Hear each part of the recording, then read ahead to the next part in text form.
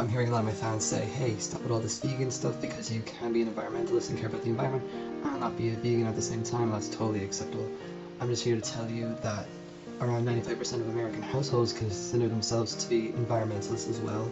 And can you be an environmentalist and still eat meat? So I'm just going to hand out some facts just to slay you all on why you should be a vegan. A person who follows a vegan diet produces the equivalent of 50% less carbon dioxide, uses 1/11 of the oil, 1/13 of water, and 1/18 of land compared to a meat lover for their food. Land required to feed one person for 1 year. Vegan is 1/6 of an acre. Vegetarian is 3 times as much as a vegan. An eat meater is going to be 18 times as much as a vegan. Greenhouse emissions are roughly 13% of all greenhouse emissions come from transportation. That's cars, trucks, trains, cargo ships, jets, every single transportation you can think of that uses carbon dioxide, and 18% comes from cattle agriculture alone. A vegan diet produces half as much CO2 as an American omnivore, uses 1/11 the amount of fossil fuels, 1/13 the amount of water, and an 18th of the amount of land. I have the choice every single day to save over 1,100 gallons of water, 45 pounds of grain, 30 square feet of forested land, the equivalent of 20 pounds of CO2, and one animal's life.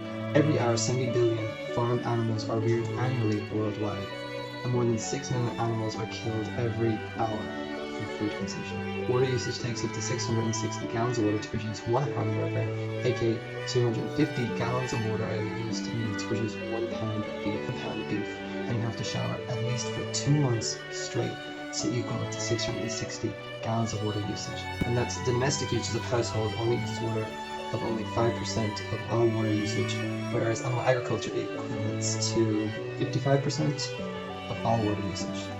Livestock and bioproducts amount for at least 32 million tons of carbon dioxide per year, or 51% of all worldwide greenhouse gas emissions. For the future, the emissions for agriculture are projected to increase by 80% by 2050.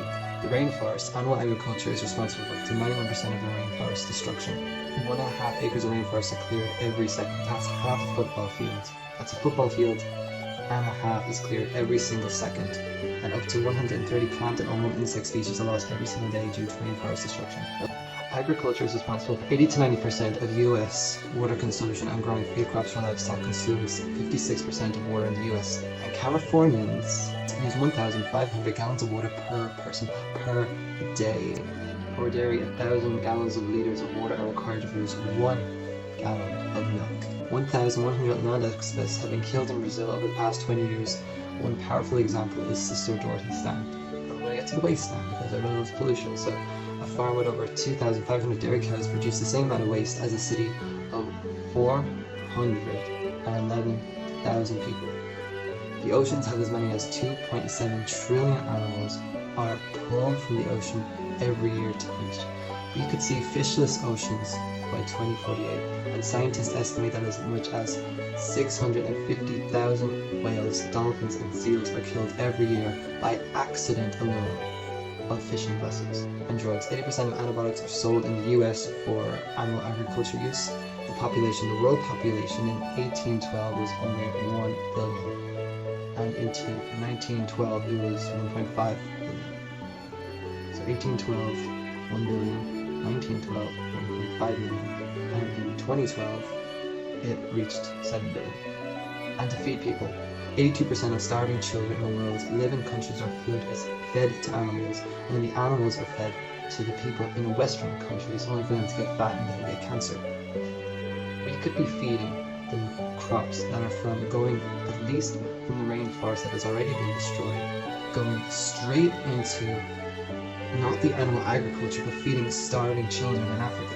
I don't think you're really listening to me this far if you're actually at the end of this video. I'm living in complete denial, because the bottom line is animal agriculture is the leading cause of deforestation, water consumption, and pollution, and responsible for more greenhouse gases in the transportation industry, and it's the primal driver of rainforest destruction, species extinction, habitat loss, oil spill erosion, and ocean dead zones.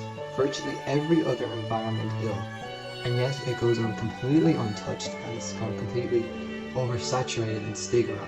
You should go watch Cowspiracy, because as Anderson approaches leaders in the environmental movement, he increasingly uncovers what appears to be an intentional refusal to discuss the issue of animal agriculture.